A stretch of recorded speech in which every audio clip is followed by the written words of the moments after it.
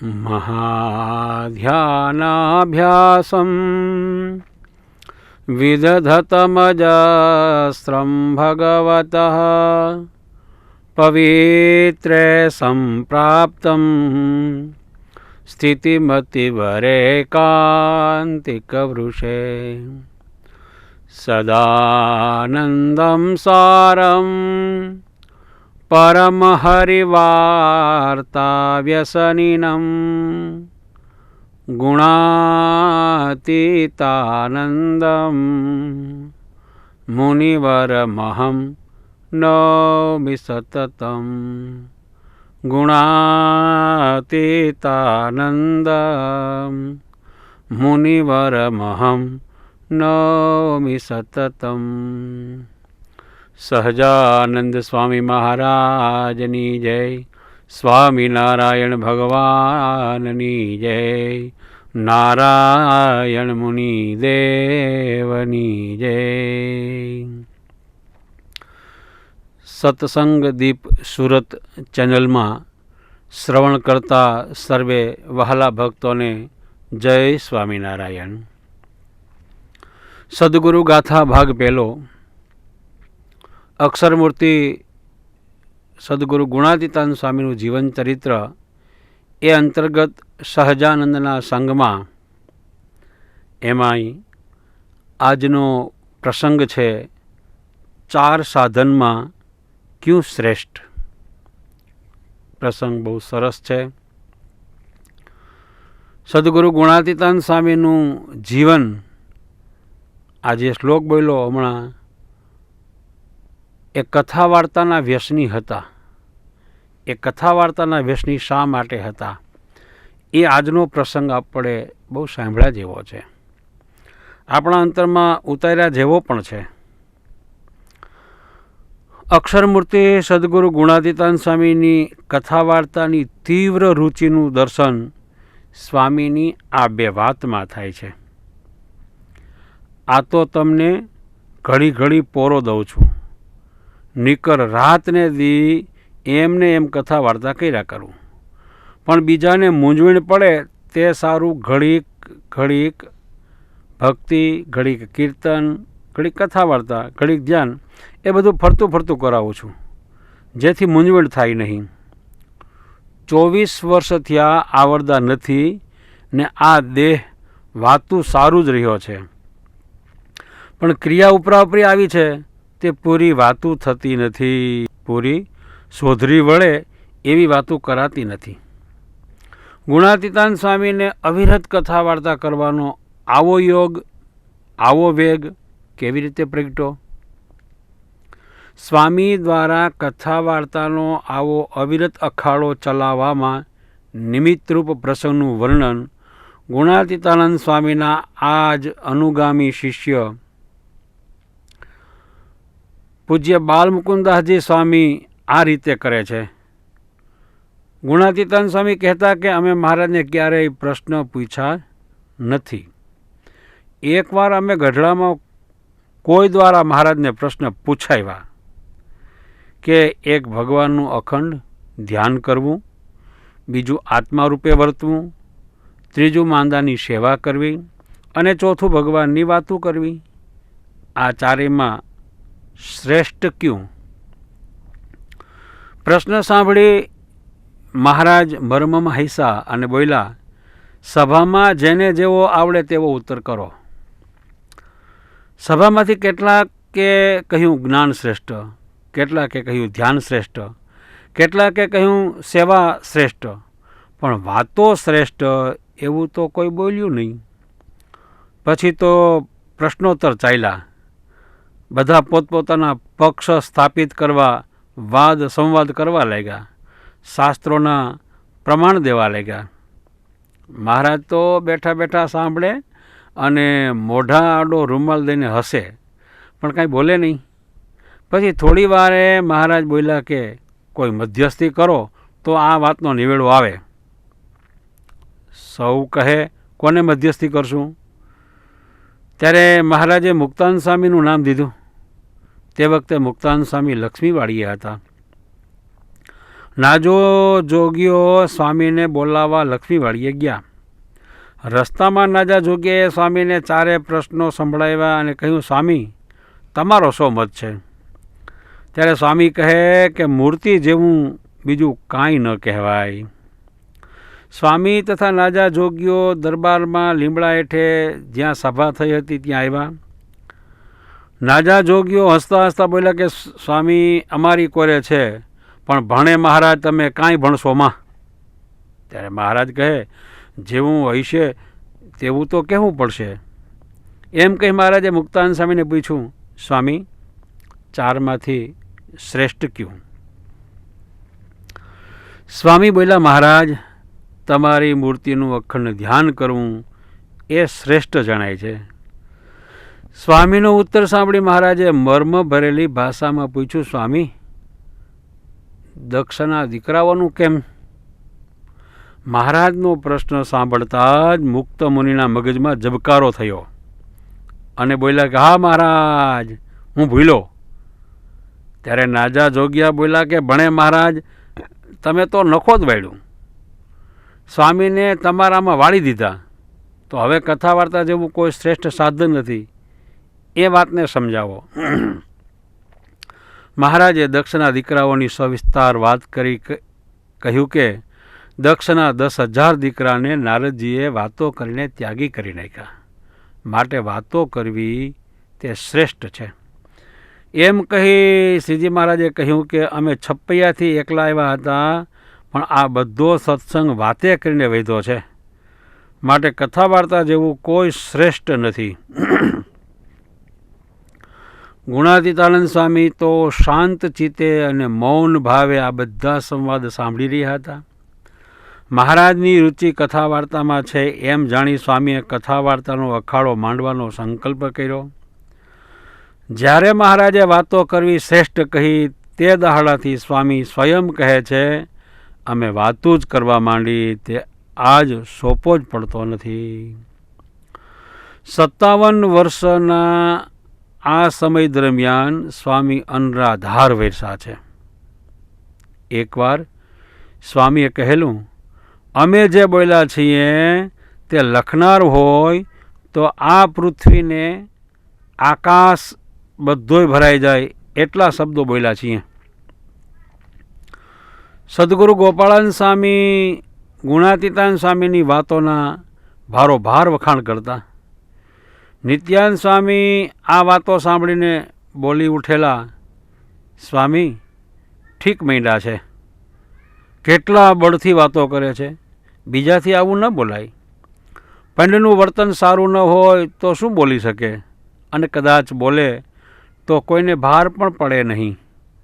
આદિ આચાર્ય રઘુવીરજી મહારાજ કહેતા, આ વાતો તો કરોડો જન્મની કસર ટાળીને સાક્ષાત અક્ષરધામની પ્રાપ્તિ કરાવે તેવી છે.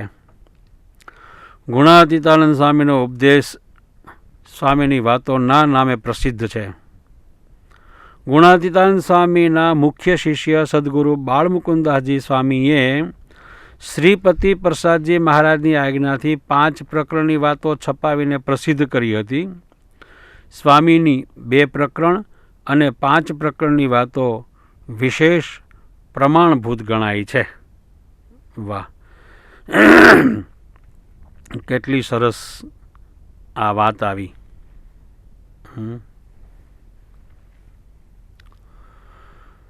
ગુણાતીતાનંદ સ્વામીનું જીવન કથા વાર્તાથી ભરપૂર. સ્વામીનું જીવન કથા વાર્તાથી ભરપૂર. સ્વામીએ કોઈ દિવસ મહારાજને પ્રશ્ન ન પૂછાવેલો. આજે આ 4 પ્રશ્ન પૂછાવ્યા લ્યો, અને પૂછાવ્યા એમાંથી જાણ્યું. આમ તો મહારાજની રુચિ જ જાણવી હતી. મહારાજને શેમાં રુચિ છે આપણે એમાં લાગી પડવું. મહારાજને શેમાં રુચિ છે, જેમાં રુચિ હોય એમાં લાગી. મહારાજે જો ધ્યાનનું કીધું હોત તો મહાધ્યાનાભ્યાસી તો હતા જ લ્યો, અને મહારાજે જો માંદાની સેવા કરવાનું કીધું હોત તો એમાં લાગી પડત. મહારાજે આ આખો પ્રસંગ આત્મારૂપે રહેવાનું કીધું હોત તો એમાં આત્મનિષ્ઠામાં રહેત. પણ શ્રીજી મહારાજની દ્રષ્ટિ અદ્ભુત, અપાર. કેટલો સુંદર પ્રસંગ આવ્યો. આ ચારેય અંગમાં મહારાજે સ્પષ્ટ શબ્દોમાં કીધું કે કથા વાર્તા કરવી એ શ્રેષ્ઠ છે. પહેલાં તો બહુમતીએ બધાને એમ જ થયું કે ભગવાનની મૂર્તિનું ધ્યાન કરવું એ શ્રેષ્ઠ છે. મુક્તાનંદ સ્વામીને મધ્યસ્થી રાખીને એને પૂછવામાં આવ્યું. ખાનગીમાં નાજા જોગ્યાએ પહેલાં પૂછી લીધું, સ્વામી તમારો મત આમાં શું છે?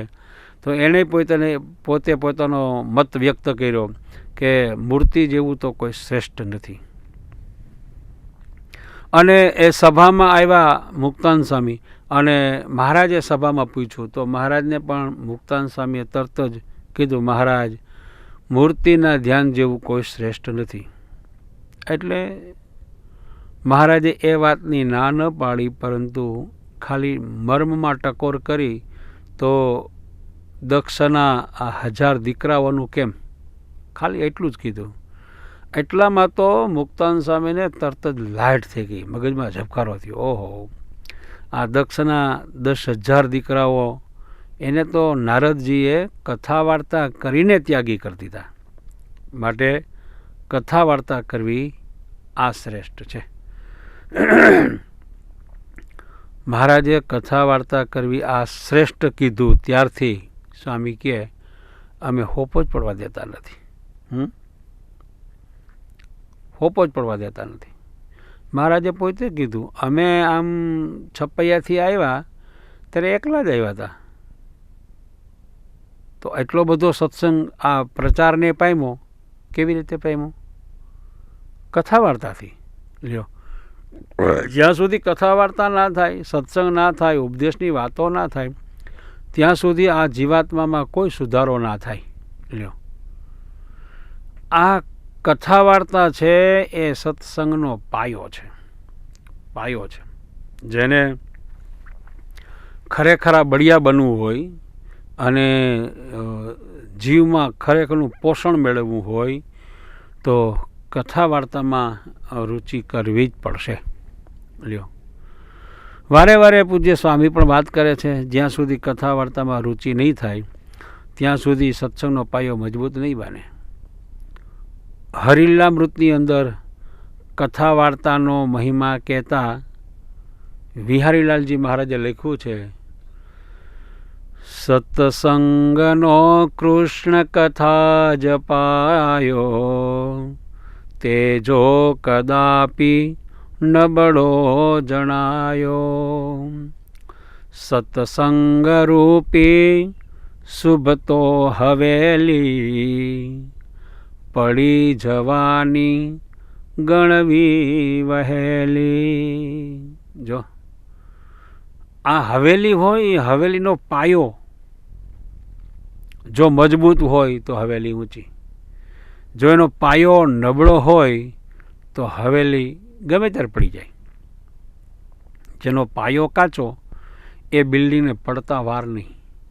એમ સત્સંગમાં જેને કથા વાર્તાનો પાયો કાચો એને ગમે ત્યારે દેશકાળ લાગે, એનું મન ગમે ત્યારે સત્સંગમાંથી પાછું પડે આ કથા વાર્તાના અભાવે. લ્યો, જોજો, તપાસ કરજો, જેને જેને દેશકાળ આવ્યા છે, જેને જેને દુઃખ લાગ્યા છે, એને સંતનો સમાગમ નહીં હોય. આમ નોંધ લઈ લેવાની, સંતના સમાગમ વિના, કથા વાર્તા વિના સત્સંગનો પાયો મજબૂત થાય જ નહીં.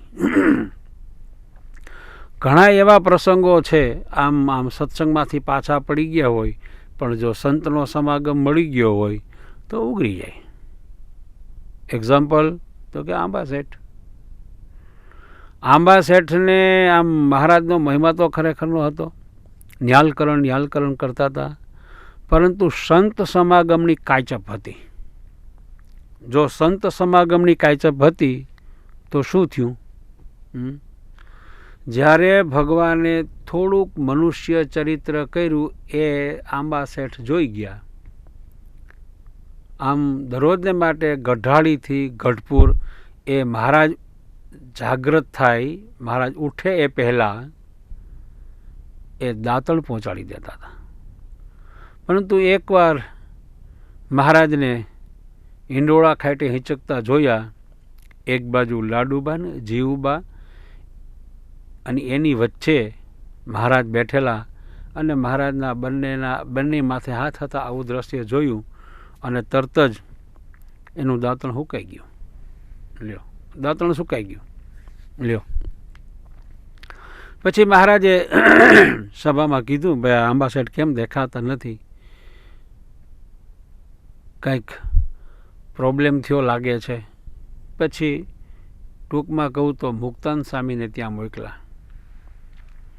મુક્તાન સ્વામી એ ગઢાળી ગયા અને આંબા શેઠને કથા વાર્તા કરીને ભગવાનના દિવ્ય ચરિત્ર અને મનુષ્ય ચરિત્ર સમજાવીને એના મગજની અંદર જે શંકાઓ ઉત્પન્ન થઈ હતી અને સત્સંગમાંથી પાછા પડ્યા હતા એને લેવલમાં લેવા. લ્યો, એને લેવલમાં લેવા. ગુણાતીતાન સ્વામી તો એમ કીધું, અડધો અરજ કથા વાર્તાનો જોગ રાખશે તેનું જ સારું રહેશે. અને આ તો મોટા મોટા કારખાના થયા તે કાંઈ ખૂટે એમ તો છે નહીં. લ્યો, અડધો અરજ કથા વાર્તાનો યોગ રાખશે એનું જ સારું રહે. લ્યો, મોટા મોટા સંતોની રુચિ એવી છે કે આ લોકની પ્રવૃત્તિ તમે ગમે એટલી કરો, ના નહીં, પણ કથા વાર્તાને ગૌણ કરીને એ પ્રવૃત્તિ પ્રધાન બને એવું ના કરવું. લ્યો, આ સ્વામીની રુચિ. લ્યો, સ્વામીએ કીધું કે સિંહ છે એ એકવાર તલાપ મારે અને પછી આખો દિવસ ખાઈ લે, વાત પૂરી થઈ ગઈ. અને નાયડા છે એ આખો દી જઈ મારીએ. સ્વામી કે એમ કારખાનું છે ને એ અમુક ટાઈમ કારખાનું કરવું, પછી ધડ પૈડું મેળવું, પછી કથા વાર્તામાં રુચિ રાખવી. લ્યો, મહારાજે કેટલી બધી પ્રવૃત્તિ કરાવી સત્સંગની. સદાવ્રતો બાંધ્યા, ગામડે ગામડે સંતોને ફેરવા મોકલા, કેટલા પ્રકારના નિયમો ફેરવા, મંદિરો કર્યા, આ બધુંય કર્યું.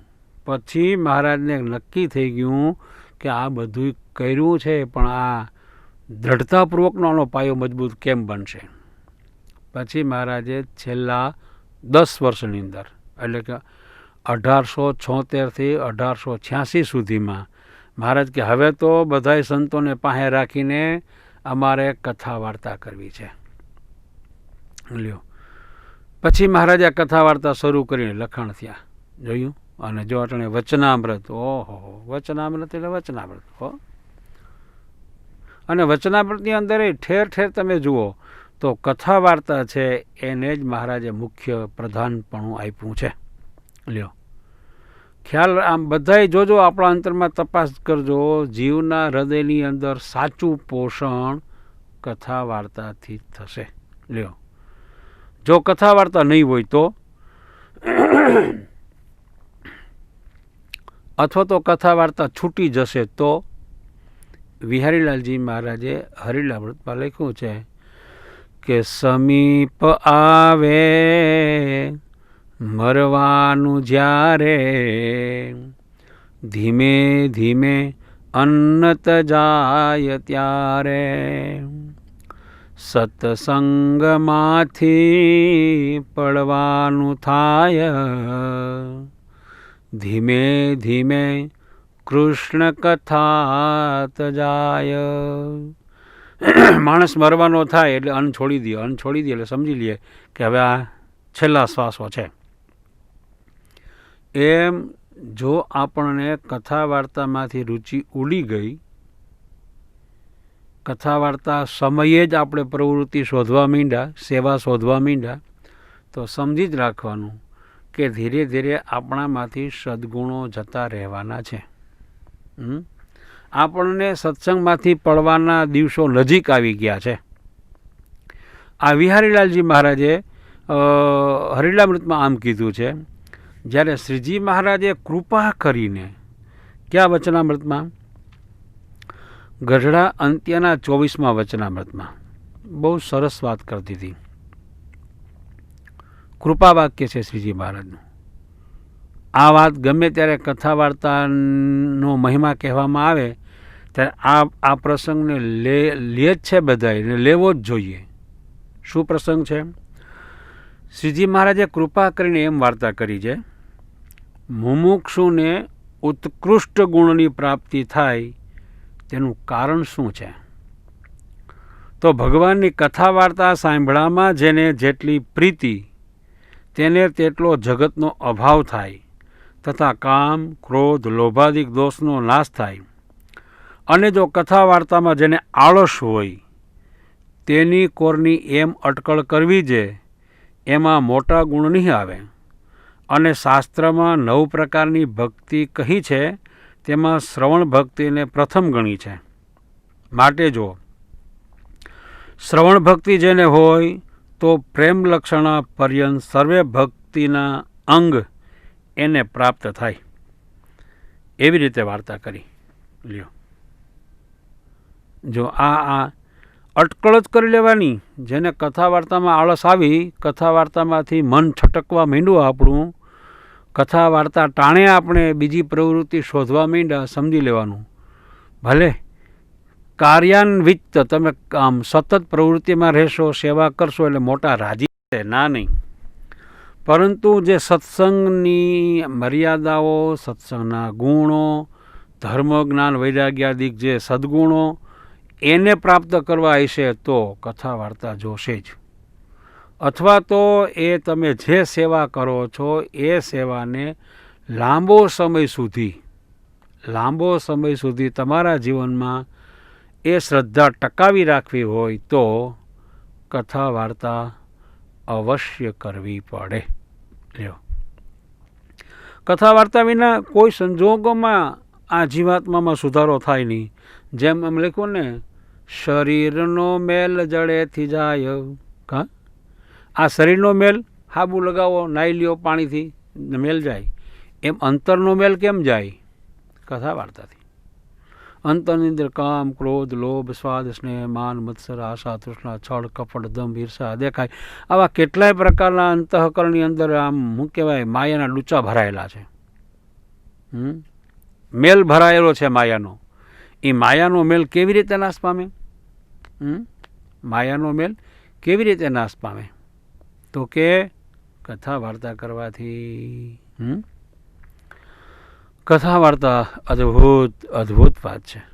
લ્યો, તમે જોજો, આખા સંપ્રદાયમાં બધે દ્રષ્ટિ કરો, જ્યાં જ્યાં જે સદ્ગુરુઓ કથા વાર્તાનો અખાડો નાખીને બેઠા છે, જ્યાં જ્યાં કથા વાર્તાઓ થાય છે, ત્યાં એ સમાજની અંદર સત્સંગીઓમાં કે સંતોમાં કાંઈક તમને વિશેષ નિયમ ધર્મ જોવા જળશે. કાંઈક વિશેષ નિયમ ધર્મ જોવા જળશે. એ તમે સારાના યોગમાં આવો એટલે આપોઆપ તમારું જીવન બદલી જાય. લ્યો, સંતના સમાગમમાં આવો એટલે ગમે એવા મેલ હોય એ નાશ પામી જાય. અને કદાચ અંતઃકરણમાં કેટલાક પ્રકારની માયાઓ છે, એ માયાના મેલ કાઢવા માટે કથા વાર્તા તો છે જ, પણ એનાથી પણ એક શ્રેષ્ઠ વાત તો કે સમજણની કસર હોય, એ સમજણની કસર ટાળવી હોય ને તો એ કથા વાર્તા કરવી પડશે. જો કથા વાર્તા નહીં હોય તો સમજણની કસર ટળશે નહીં. બીજું કેટલું પ્રધાન થઈ જાય. કથા વાર્તા કરવી છે પણ બીજું કેટલું પ્રધાન થઈ જાય. ગુણાતીતાન સ્વામી એમ કહે છે કે ક્રિયાનું પ્રધાનપણું થઈ ગયું છે. તેથી જ્ઞાન, વૈરાગ્ય, ધર્મ, મહિમા ને ઉપાસના તેની વાત કરે છે કોણ ને સાંભળે છે કોણ?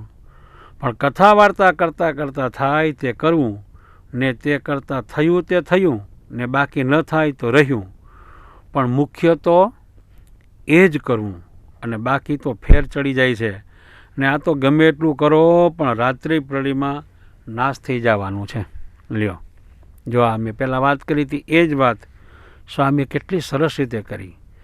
બીજી પ્રવૃત્તિ રાત્રિ પ્રળયમાં જેટલી તમે સારામાં સારી 1 સંસ્થા, 2 સંસ્થા, 5, 25, 50 ગમે એટલી સંસ્થા કરો, પણ રાત્રિ પ્રળયમાં બધું નાશ થઈ જવાનું છે. જે કરવાનું છે તો કે ધર્મ જ્ઞાન વૈરાગ્ય મહિમા ઉપાસનાની વાતો કરવાની છે અને સાંભળવાની છે, અને જેણે કરીને આ જીવાત્માની અંદર પોષણ કરવાનું છે એ કથા વાર્તાથી થશે. લ્યો, સ્વામી કે આ કથા વાર્તા કરતાં કરતાં થાય તે કરવું, જો ન થાય તો રહેવા દો, મૂકો પડતું. લ્યો, પડતું મૂકો. લ્યો, સ્વામી તો કહે કે કથા વાર્તા અચાલતી ક્રિયા જ કરવી. અચાલતી ફરજિયાત કરવી પડે તો ભલે, બાકી તો ધબધન પડતી મૂકી દેવાની. લ્યો, આમ જો આપ તપાસ કરશો આપણા અંતરનો ત્યારે ખબર પડશે કે આમ હાલો સાંજે આજે કયું વચનામૃતનો દ્વિશતાબ્દી મહોત્સવ છે, આજે શું કથા વાર્તા થશે, એમ આમ તત્પર મન હોય. આજે સવારે સાક્ષાત સવિતામાં શું આવશે, એમાં કયા કયા વચનામૃતોની વાત આવશે, અને એને માટે સંશોધન કરી રાખે, એ શબ્દોને વિચારી રાખે, પાકા કરી રાખે. આમ જેને તરવરાટ હોય અંદરથી, જેને તરવરાટ હોય ને એની વાત જ આખી જુદી છે. એની વાત જ આખી જુદી છે. લ્યો, ન ટળે એવા સ્વભાવ એક કથા વાર્તાથી ટળી જાય છે.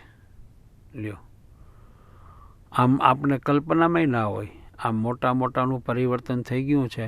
એ કેવી રીતે થયું છે? સંત સમાગમથી. લ્યો, સંત સમાગમથી. ગુણાતીતાનંદ સ્વામીની વાતોમાં છે કે બાળમુકુંદા સ્વામીના ગોપાળાનંદ સ્વામીના સાધુ બાળમુકુંદાનંદ સ્વામી હતા. એ બાળમુકુંદાનંદ સ્વામી એ ગોપાળાનંદ સ્વામીની બહુ રુચિમાં રહેલા, અને સ્વામીની સાથે કથા વાર્તા ખૂબ કરીને, સેવા કરીને રાજીપો મેળવેલો. એકવાર પરમ ચૈતન્યાનંદ સ્વામી, એ પરમ ચૈતન્યાનંદ સ્વામી માંદા પડ્યા ને એને સાધુની જરૂર પડી, અને ગોપાળાનંદ સ્વામીને કીધું કે મને સાધુ સેવામાં આપો ને. ત્યારે ગોપાળાનંદ સ્વામીએ આ બાળમુકુંદાનંદ સ્વામીને સાધુને સેવામાં આપ્યા. બાળમુકુંદાનંદ સ્વામી એ પરમ ચૈતન્યાનંદ સ્વામીની સેવા કરે છે. વિચાર કરજો આ વાતનો. સેવા કરે છે. સેવા હંમેશાને માટે કોઈ પણ વ્યક્તિ ગમે એની સેવા કરશે એ માણસ જીતાઈ જાય. સિંહ જેવું પ્રાણી છે પણ એની સેવા કરનારાને મારતો નથી. પશુ પક્ષીમાં ગમે ત્યારે તમે ગમે એની સેવા કરશો એની વશ થઈ જાય. તો આજે મોટા, આજે સંતો કે માણસ ગમે એની સેવા કરો એટલે વશ થાય જ. એટલે બાળમુકુંદાનંદ સ્વામીએ પરમ ચૈતન્યાનંદ સ્વામીની ખરેખરની સેવા કરી. સેવા તો કરતા, સાથે સાથે કથા વાર્તા પણ કરતા. મહારાજના સર્વોપરીપણાના મહિમાની વાતો કરતા. મહારાજનો જેવો છે એવો મહિમા કહેવા માટે આમ એ ઘડીક વાર તો સાંભળતા રહી જાય એમ. સાંભળતા રહી જાય. આમ સર્વોપરીપણાની વાત કરે ને મહારાજના મહિમાની વાતો કરે ને સાધુતાની વાતો કરે. આમ સાધુતાની વાતો એ ખરેખરની કરે. નહીતર પરમ ચૈતન્યાનંદ સ્વામી એટલે કોણ? તો કે જેને મહારાજની હારોહાર, મહારાજની જેવી પાઇટ પડે એવી જ પાઇટ સભામાં પરમ ચૈતન્યાનંદ સ્વામી માટે રાખવી પડે. મહારાજની હારોહાર બધાય પદાર્થ મહારાજ પાસે કોઈ મૂકે તો એની પાસે મૂકવા જોઈએ. આ મહારાજની હારોહાર આ બધી એને ફેસિલિટી અપાતી હતી, અને એને જ્યારે થોડુંક વિઘ્ન આવી ગયું, આવી પ્રકૃતિ હતી છતાંય પણ આ બાળમુકુંદાનંદ સ્વામી એની સેવામાં રહ્યા, અને કથા વાર્તા કરતાં કરતાં એનું અંગ બદલાવી નાખ્યું.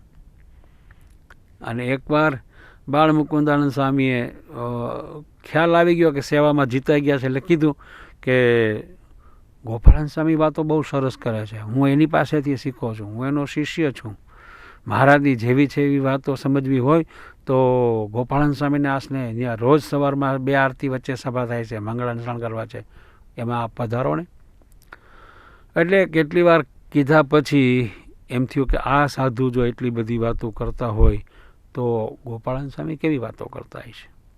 લ્યો, અને પછી ધીરે ધીરે એ ગોપાળાનંદ સ્વામી જે કથા વાર્તા કરતા હતા ત્યાં જતા થયા પછી એની જે પ્રકૃતિઓ હતી એને માટે સ્પેશિયલ રસોઈ થતી, એના આસન જુદા રહેતા હતા, આ બધું થતું હતું. પણ બાળમુકુંદાનંદ સ્વામીએ એને કથા વાર્તા કરીને એ નોખી રસોઈ, નોખું આસન ને બધું નીકળી ગયું. પછી જ્યારે એકવાર બધાયની હારે પંક્તિમાં જમવા બેસી ગયા, નહીતર તો એનું જુદું આસન હતું, ન્યાજની રસોઈ થાય, ન્યાને જમાડવામાં આવે. લ્યો, બધાની હારે પંક્તિમાં ના આવતા, પણ કથા વાર્તા સાંભળીને એ જુદી પંક્તિમાં જુદું આસન નીકળી ગયું અને જુદી રસોઈ નીકળી ગઈ. અને જ્યારે પંક્તિમાં જમવા આવ્યા, મોટા મોટા સંતો બધા બેઠા હતા, ત્યાં જમવાની પંક્તિમાં ઊભા થઈને બોલ્યા. હું બોલ્યા કે 12 વર્ષ ગુરુ રહ્યો, 12 વર્ષ સદગુરુ રહ્યો, અને સત્સંગી તો આ જ થયો જે દિવસે એ બધાની સાથે પંક્તિમાં જમવા બેઠા ત્યારે. આવું પરિવર્તન આવ્યું કેમ?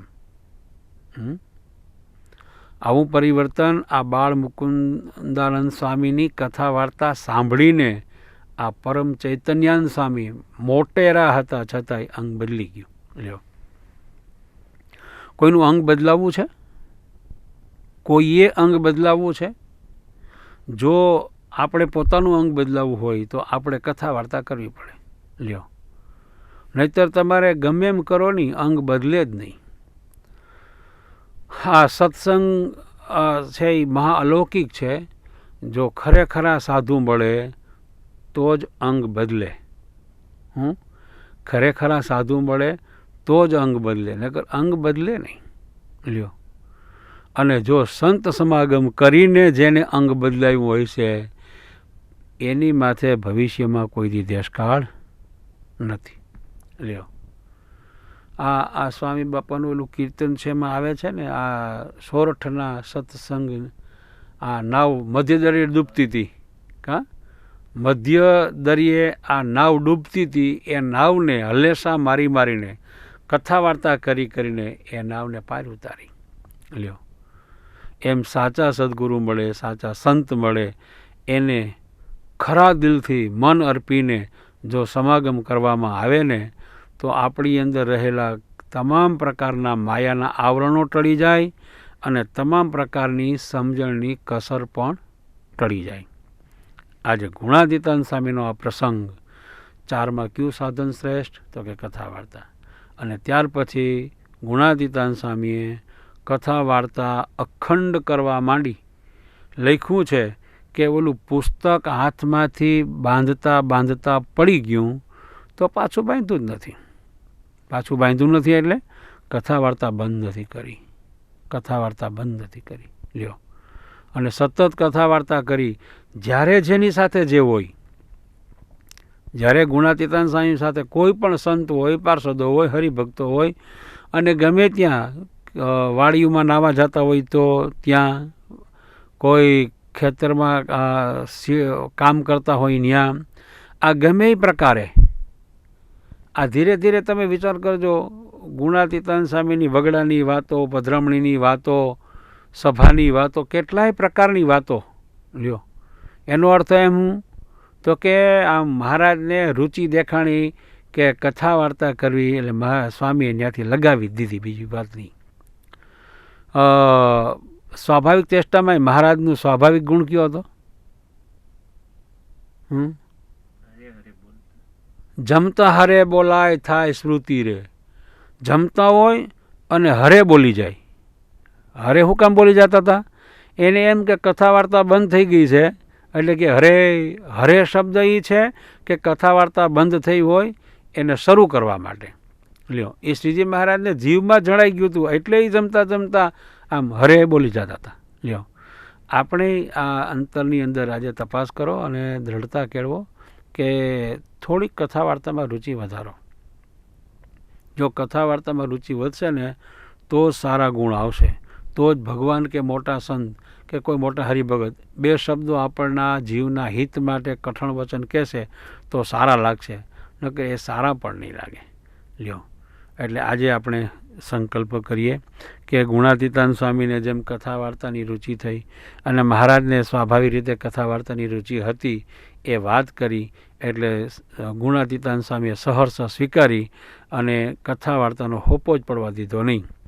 એમ આપણે અખંડ તો નથી કરવી, આમાં તો લખ્યું અડધો અડધ કરશે એનું સારું રહે. અને બ્રહ્માંડ સ્વામી એમ પણ કીધું કે સંત સમાગમ કી જય હો નિષદિન, સંત સમાગમ કી જય. નિષદિન હો, સતત કથા વાર્તા કરવાની. નિષદિન, નિષદિન એટલે શું? નિશ એટલે રાત્રિ, દિન એટલે દિવસ. દિવસ રાત્રિ કથા વાર્તા કર્યા કરો. લ્યો, એ દિવસ રાત્રિ કથા વાર્તા કર્યા કરવી એ બ્રહ્માંડ સ્વામી કહે છે. અને અહીંયા ગુણાતીતાનંદ સ્વામી અડધોઅડધ કથા વાર્તાનો સંગ રાખો તો સારું રહે. આપણે આમ 10 અંશથી તો શરૂ કરો.